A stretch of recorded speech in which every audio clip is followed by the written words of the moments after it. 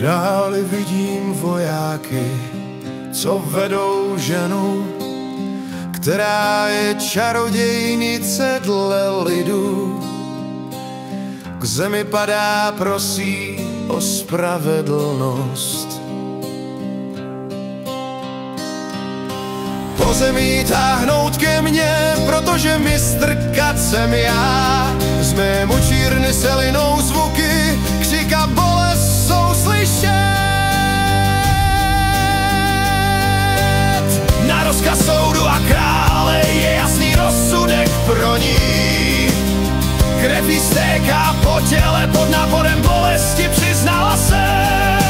Sejch na prso se mi dal, na kříž přikoval. Jen se čeká na ten den, kdy bude upálená.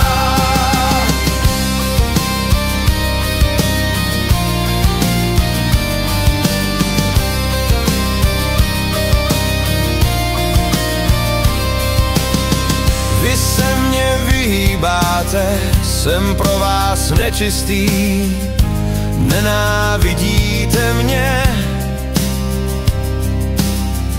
ale to, že rozsudek je i díky vám, to už nevidíte. Stojíte ke mně vždy zády, jsem vámi nevnímán, a tak já si musím žít život sám.